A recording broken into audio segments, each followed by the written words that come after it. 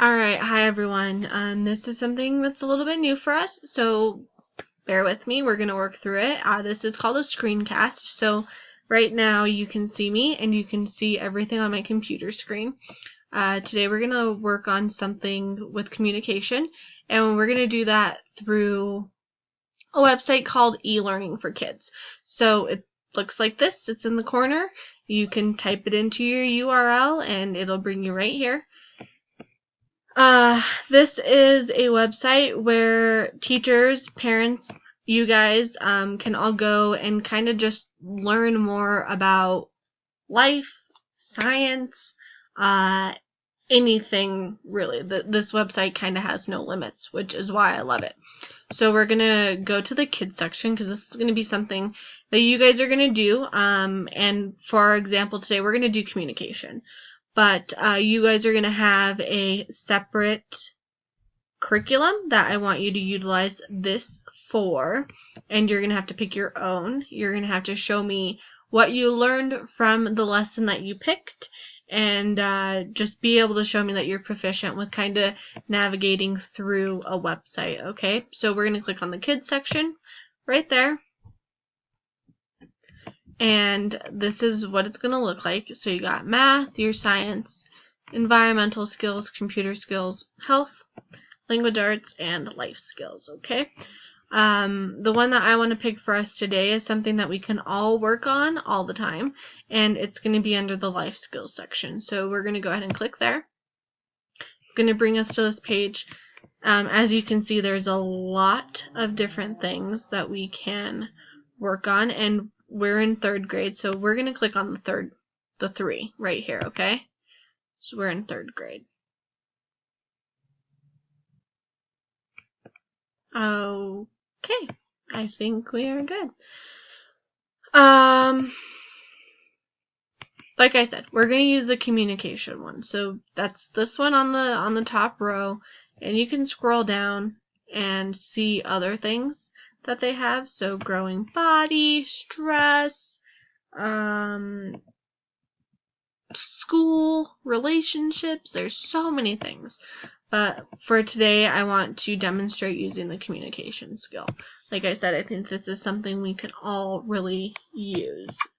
So this is what it looks like.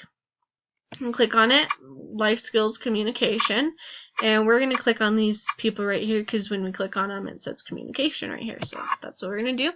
And I'm just going to kind of read through it, talk about it, and that will be that. So our communication is when ideas, thoughts, or feelings are exchanged between people.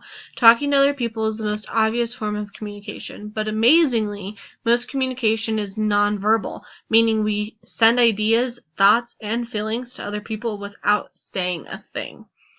Communication can occur with just one other person or with a million people through various models.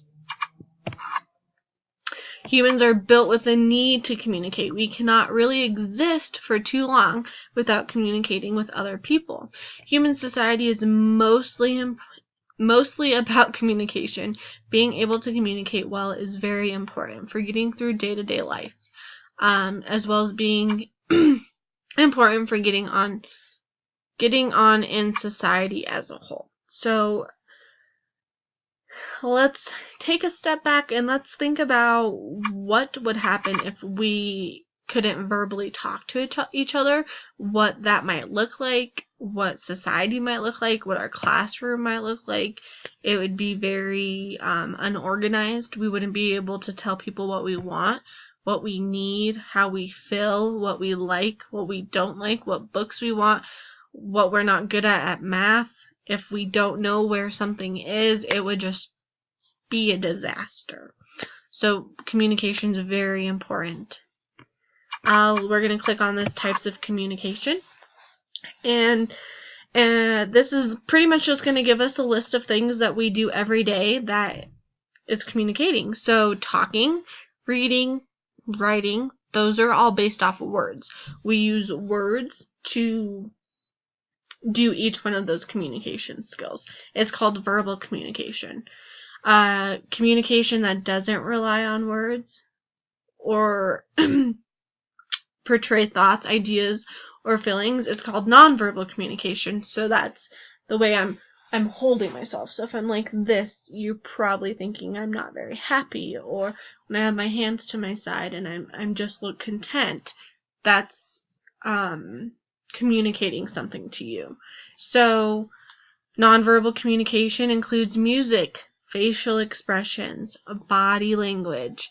These are all things that we do every day that we might not think about, but they're communicating something to someone, okay? When you talk to other people, the expression on your face and the way you hold your body are almost as important as the words that you say. Body language tells the person you are talking to a great deal about your feelings on the topic you're discussing. Usually it's pretty obvious. Smiling tends to mean you find them interesting or enjoying the topic of discussion. Laughing tends to mean you find that person funny. Looking cross generally means you're angry. Looking people in the eye during conversations is generally a good indication of your honesty. It's difficult to look people in the eye when you are not being truthful. That's a big one, and I think that's something we've kind of seen in our classroom lately, is people not using their eyes. When I'm talking to you, or when you're talking to a classmate, or when you're talking to me, it's super important that we're making eye contact with each other, because it shows me that you're listening, and it shows you that I'm listening to what your concerns are, or what we need to work on. Okay? In fact, most times we communicate with other people, we use a combination of verbal and nonverbal. So it's not just only what I say, it's the way that I'm standing, it's the way that I'm looking, if I have a smile on my face, along with the words that are coming out of my mouth. So 2 big ways, nonverbal, verbal, main parts of communicating, okay? So let's work on communication skills. So humans are born with the ability to communicate, but some people are better at it than others. Young people, like you guys, are good with words, find it easy to express ideas to other people. Other young people find it super hard to express themselves, especially in public. I'm like that. The good news is that communication skills can be learned. It's not something that you're stuck with forever. Okay, so here are some tips. Remember that talking to other people relies on body language and facial expressions as much as words. If you look and sound confident, people will take more notice of what you have to say, even when you don't feel confident. So if you think you're confident, you're going to come across as confident. If you think you're not confident, people are going to be able to tell that, okay? Try to look people in the eye when you speak to them. This makes you seem more honest, open, friendly, and people will find it easier and fun to talk to you. Okay. Here's some other tips and tricks. Practice listening to other people. Communication is half listening and listening is as hard. Communication is half listening, and listening is as hard as a skill as talking. Okay, so when you listen to people, watching their face, their body language will help you understand what they mean. Think before you open your mouth. I think we've seen this a little bit recently in class, where people are just kind of word vomiting, and it's ending in some conflict in class, and that's okay. That happens. Luckily, we've worked on what respect is, and we know that we need to respect each other, even if we may have different views.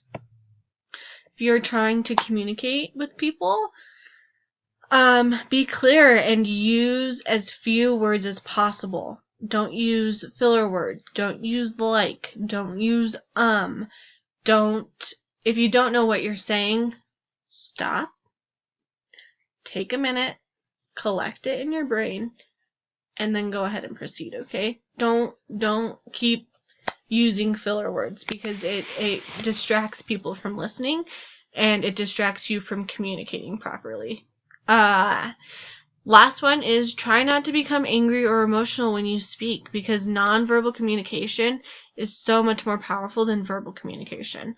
When you're angry, people will focus on your displayed emotion rather than what you're trying to say. So this just kind of, sums it up as people really focus on what you look like and what you're saying. But if you're emotionally upset, someone's not going to focus as much as what you're saying versus what you are looking like, because you're not happy and you're not content with what you're trying to convey, okay? That is pretty much it. This is what one of these kind of looks like. It's fun. It's different. There's other aspects you can click on to kind of see what you would do. So how would we communicate if there was a conflict? How would we communicate if we're very shy and we don't like assertiveness? Those are all things. How could we address public speaking? So we worked on the communication one today.